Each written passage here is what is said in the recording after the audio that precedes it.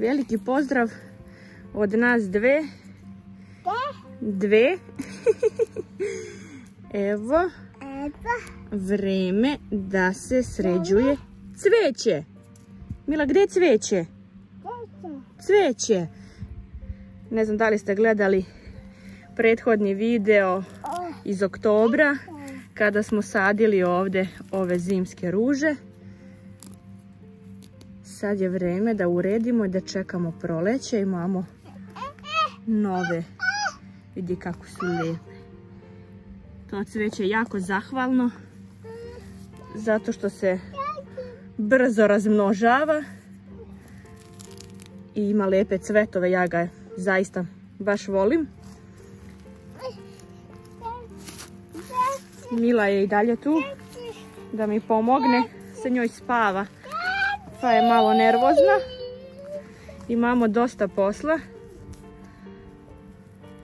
Ovo će biti jedan kratak video samo da vas pozdravimo, da znate da smo vredni i da nemamo baš mnogo vremena da provodimo za kompjuterom i da podržavamo društvene mreže. Treba sve da se pripremi za sezonu prolećnju. Livra.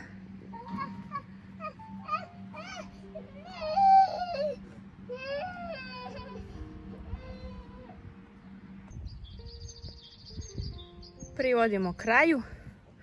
Ostaje još samo da zalijem. Mada je zemlja i dovoljno vlažna jer se sneg tek otopio. Čak na nekim mjestima ga ima još uvek. Ali ipak ćemo malo zaliti što smo dodali ovu novu zemlju. Vidite kako ovdje od jednog onog pelcera sad će se lijepo raširilo, bit će više cvetova. Evo imamo ovdje jedno malo, kako se vidi, tek kreće. Ova druga saksija nam baš nešto nije uspešna. Ovdje nema ništa. Ovdje isto, vidjet ćemo, daćemo malo vremena. Evo ovdje od ovog jednog kreće.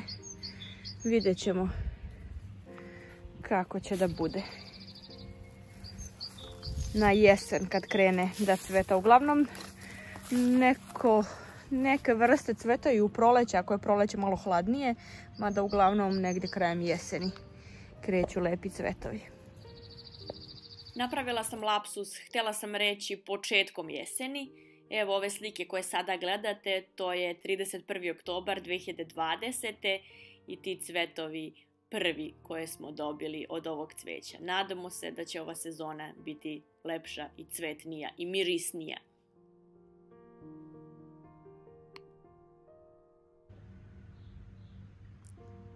Toliko od mene za danas. Vi možete da mi pišete kako i na koji način vi provodite ove prve dane proleća. Pozdrav, vidimo se uskoro.